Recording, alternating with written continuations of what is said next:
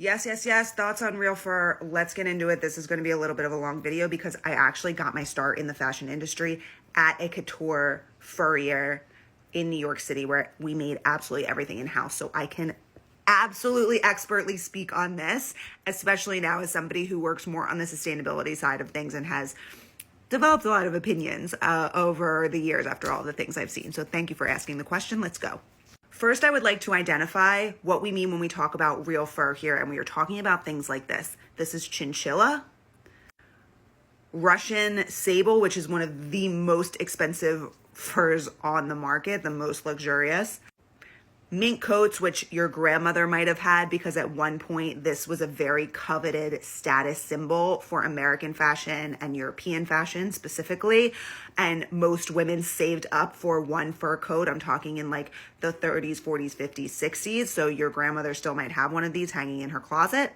We are also talking about fox and coyote furs here, which can be used a lot as trim on leather jackets and shearling jackets, but also as full coats themselves. And my absolute most least favorite, which is broadtail, and I think should absolutely 100% be illegal. What we are not talking about in this video is shearling. This is shearling. This is largely lamb leather with the fur still on.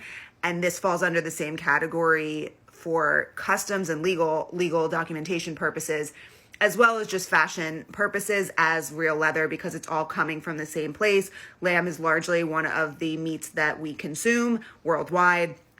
So that's why this is in a completely separate category, and I don't mind using this as much because it's really exactly the same as using lamb leather.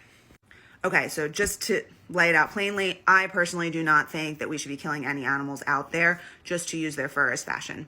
Full stop. I feel differently about shearling because it is a meat that is consumed. The only exceptions I would make to this rule are, number one, population control situations where animals have to be killed to control populations in kind of like man-created environments, which has been an issue with kangaroos in Australia.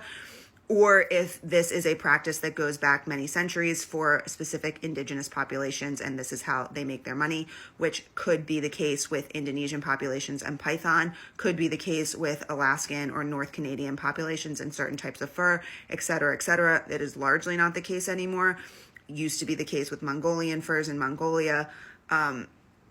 Unfortunately, a lot of that has gone away, but that would be the only reason that I would support or buy something like this personally.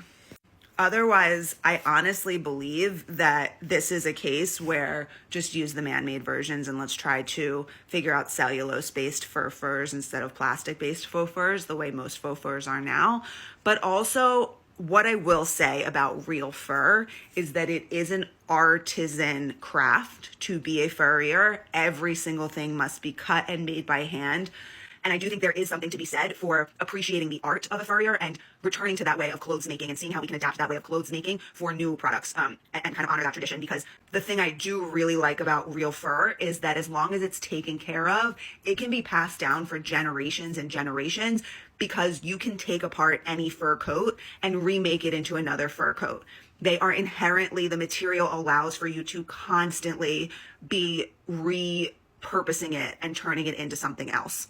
And if you ever open the back side of a fur coat, hold on, let me get a picture. Okay, so I couldn't actually find the photo I was looking for, but the way fur coats are made is that they make these tiny little cuts and often insert ribbons into all of these little cuts. And then we'll sew it with a very special minuscule zigzag machine so that they don't pick up any of the fur while they're sewing it. And so that you can get like a fluffier coat that's lighter, especially when you have like the ribbon inserts in it. But the amount of labor and time that this takes is absolutely insane. Like for a long coat, it can take days and days and days to make, not to mention that you have to hand stretch the skins. Like I've seen the entire process from start to finish, and just at an artisanal skill level, it is truly amazing to see.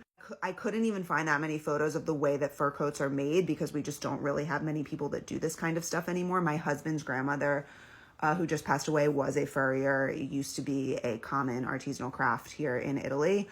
But the way that these are all made makes them very, very easily redesignable, which is something that I do think is really nice, and that would lead me to say that if you do really like the look of real fur and want something real fur, like I would personally be fine with shopping vintage and then taking it to a furrier if you can find one and having them repurpose it, the existing material, in a more modern silhouette.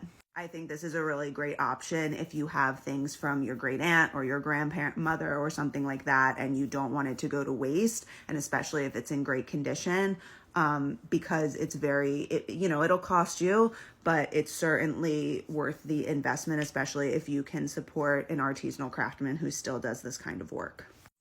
Hope this answers your question. New real fur, no. Vintage real fur, yes, absolutely. And as always, support artists and craftsmen when you can. Ciao. Not from Florence right now because I'm with my family back in the US, but ciao for now.